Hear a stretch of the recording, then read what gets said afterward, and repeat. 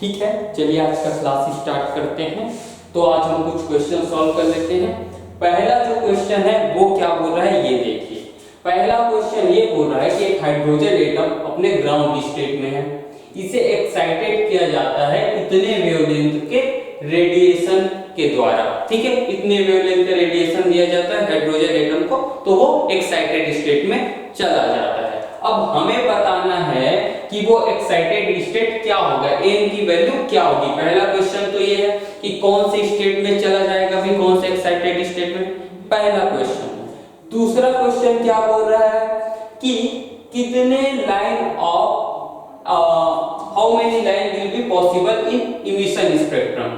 ठीक है, तो एक बार वो nth वाले स्टेट एक्साइटेड स्टेट में पहुंच गए, nth वाले स्टेट में अगर वो है, तो वहां से अगर वो ग्राउंड स्टेट में आता है तो कितने स्पेक्ट्रल लाइन पॉसिबल है ये हमें बताना है। तो पहले तो क्या कैलकुलेट करना है, स्मॉल n कैलकुलेट करना है कि कौन से स्टेट में वो है। ठीक है, अभी किस में है, ग्राउंड स्टेट, यानी कि n बराबर 1 है। अब हमें n की दूसरी वैल्यू कैलकुलेट करनी है। तो हम क्या करते हैं, लेम्डा इक्वल टू इतना दिया गया है। ठीक है, और ये हमारा मीटर में हमने उसको कन्वर्ट कर लिया। अब हमें लेम्डा और एन के बीच क्या एक रिलेशन पता है, वो रिलेशन हमने लिख लिया। यहाँ आर की वैल्यू हमें पता है। यहाँ पे 1 क्यों है, क्योंकि स्टार्टिंग में आपका जो हाइड्रोजन है वो ग्राउंड स्टेट में है और उसके बाद वो nth स्टेट में चला जाता है। लेम्डा की वैल्यू मैं पुट कर देता हूँ, आर का वैल्यू मुझे पहले से पता है। अब ये मेरा आ गया, इसको जब सॉल्व करूंगा तो मेरा n का वैल्यू आ जाएगा। n का कितना वैल्यू आ रहा है, n बराबर आ रहा है आपका 4। ठीक है, अब दूसरा क्या बोल रहा है, दूसरा question, how many line will be possible in emission spectrum. ठीक है, n बराबर 4 में है अभी, तो क्या हो सकता है, n बराबर 3 में आ सकता है, n से सेकंड में आ सकता है, n से फर्स्ट में आ सकता है, 3 से ये आ सकता है 2 में, ये आ सकता है 3 से 2 में, 3 से 1 में और 2 से 1 में। तो ये आपका हो गया टोटल कितना हो गया, 6 हो गया। 1 2 3 4 5 6, ये टोटल आपका हो गया 6। एक तो ये तरीका है आपका कैलकुलेट करने का। दूसरा तरीका क्या है, इतने spectral line, number of spectral line possible है। ठीक है, पहला तरीका ये। दूसरा तरीका क्या है कि आप डायरेक्ट ये लगा लीजिए, n into n minus 1 divide by 2। ठीक है, n के जगह अगर हम 4 रख देते हैं तो क्या होगा, 4 इंटू 4 माइनस 1 डिवाइड बाई 2, तो 4 into 3 divide by 2 equal to 6। तो यहां से भी आंसर आ जाएगा, या तो आप ये कर सकते हैं। ठीक है, तो ये लिख लीजिए पहले, ये पहले तो ये क्वेश्चन लिख लीजिए, फिर उनका सॉल्यूशन लिख लीजिए, फिर हम दूसरे क्वेश्चन को सॉल्व करेंगे। ठीक है,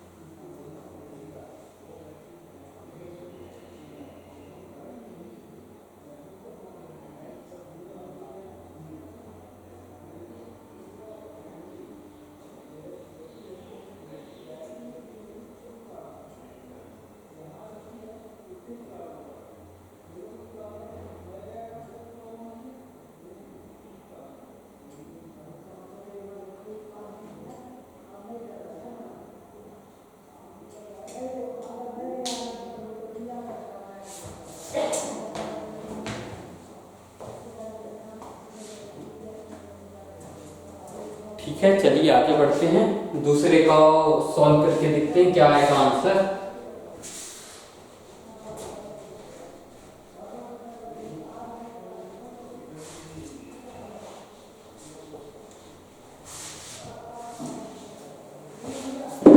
दूसरे क्वेश्चन को पढ़िए, क्या बोल रहा है दूसरा क्वेश्चन कि for the given transition of electron obtain the relation between lambda 1 lambda 2 and lambda 3। ठीक है, तो ये हमें कुछ लैम्डा 1 लैम्डा 2 लैम्डा 3 दिया गया है, डायग्राम दिया गया है, अलग अलग स्टेट दिया गया है और फिर बताया गया है कि लैम्डा 1 लैम्डा 2 और लैम्डा 3 क्या है।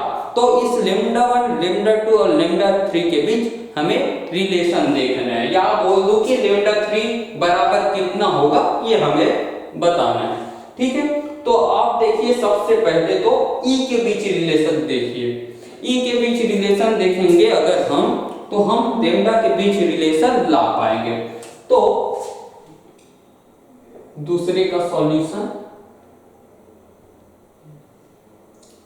यहां पे देखिए E3 माइनस E1 करूं, अगर E3 माइनस E1 तो क्या हो जाएगा E3 minus E2 plus E2 minus E1 हो जाएगा मेरा। इतना जो है एनर्जी वो इतना प्लस इतने के बराबर है, यही बात मैंने लिख दी है इक्वेशन के फॉर्म में। इतना गैप एनर्जी में इतना गैप कितने के बराबर है, इतना प्लस इतने के बराबर है, यही बात लिखा हूं। ठीक है, तो इतना एनर्जी इतना एनर्जी इतना एनर्जी। अब एनर्जी और लैम्डा में क्या रिलेशन होता है भाई, ये हो जाएगा Hc डिवाइड बाय लैम्डा 3। इतना एनर्जी गैप है तो इसका वाला लैम्डा आ जाएगा लैम्डा 3। इसमें देखिए E3 माइनस E2 इतने का गैप, तो कौन सा लैम्डा आ जाएगा, लैम्डा 2 आ जाएगा। Hc divide by lambda 2 plus E2 minus E1 देखिए E2 माइनस E1 तो लैम्डा 1 आएगा यहाँ पे। Hc डिवाइड बाय लैम्डा 1 तो क्या हो जाएगा Hc चला गया, बचेगा क्या 1 divide by lambda 3 equal to 1 divide by lambda 2 plus 1 divide by lambda 1। तो ये आपका आपस में रिलेशन आ गया। ठीक है, अब वो ऑप्शन में किस फॉर्म में दिया उस फॉर्म में आपको सॉल्व करना पड़ेगा। हो सकता है कि वो लैम्डा 3 की वैल्यू पूछ ले, लैम्डा 2 की वैल्यू पूछ ले, लैम्डा 1 की वैल्यू पूछ ले।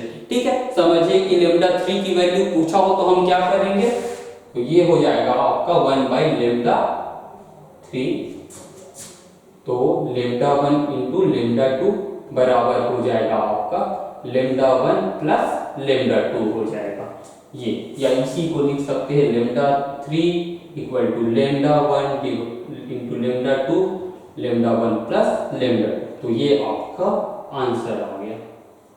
ठीक है, तो इसको आप लिख लीजिए, फिर आगे देखते हैं क्या है, आगे बढ़ेंगे, फिर इसको पहले लिख लीजिए आप।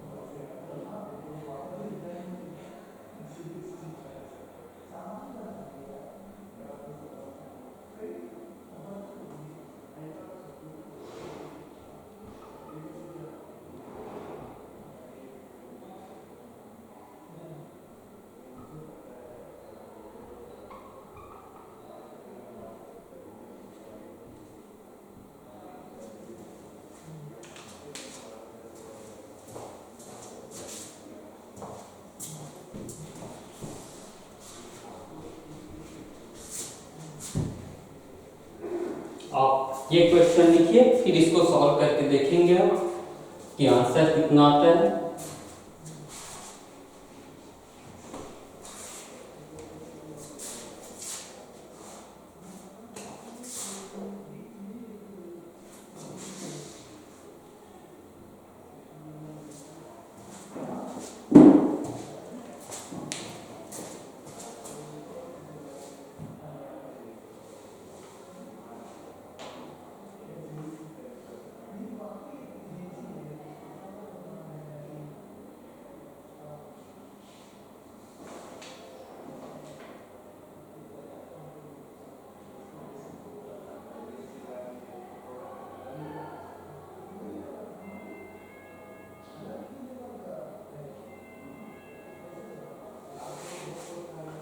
ठीक है, चलिए सॉल्व करते हैं इसको। तो हमें हाइड्रोजन एटम के साथ डील करना है और स्पीड बताना है ग्राउंड स्टेट में इलेक्ट्रॉन का, ये आपका क्वेश्चन है। ठीक है, तो इलेक्ट्रॉन ऑर्बिट क्यों करता है? कूलम्ब फोर्स के कारण। न्यूक्लियस और इलेक्ट्रॉन के बीच कूलम्ब फोर्स लगता है, जिसके कारण इलेक्ट्रॉन नाभिक के चारों ओर ऑर्बिट करता है। ठीक है, तो अब कूलम्ब फोर्स कितना होगा? तो यहां पे कूलम्ब फोर्स होगा 1/4 pi epsilon not. Hydrogen atom की बात की गई है तो ये इलेक्ट्रॉन का चार्ज और ये प्रोटॉन का चार्ज डिवाइड बाय r²। ठीक है, इक्वल टू ये किसके बराबर होगा? इलेक्ट्रॉन ये mv² डिवाइड बाय r, ये इतने के बराबर होगा। लेकिन यहां पे आपका, ठीक है थोड़ा नीचे लिख देता हूं, नहीं दिखाई दे रहा है तो ये आपका हो गया 1/4 पाई एप्सिलॉन नॉट। इलेक्ट्रॉन का चार्ज, प्रोटॉन का चार्ज डिवाइड बाय r², ये बराबर होगा mv² डिवाइड बाय r के। ठीक है, अब देखिए यहां पे r बराबर क्या है? बोला है कि a0 इस रेडियस ऑफ ग्राउंड स्टेट, तो r बराबर क्या रखेंगे? a रखेंगे, a0 रखेंगे। तो 1/4 पाई एप्सिलॉन नॉट e²। पहले तो एक r कट गया तो यहां पर सिर्फ a0 बचेगा, mv²। और सॉल्व कर लो तो क्या होगा? m को इधर ला सकता हूं, तो मैं इसको लिख सकता हूं v² बराबर 1/4 pi epsilon not e² a0 m। तो v बराबर हो जाएगा, ये e का स्क्वायर है तो ये e बचेगा, रूट के अंदर आ जाएगा 4 pi epsilon not a0 m। कौन सा ऑप्शन मैच किया? पहला, ए ऑप्शन आपका मैच किया, तो वो आपका आंसर होगा। ठीक है,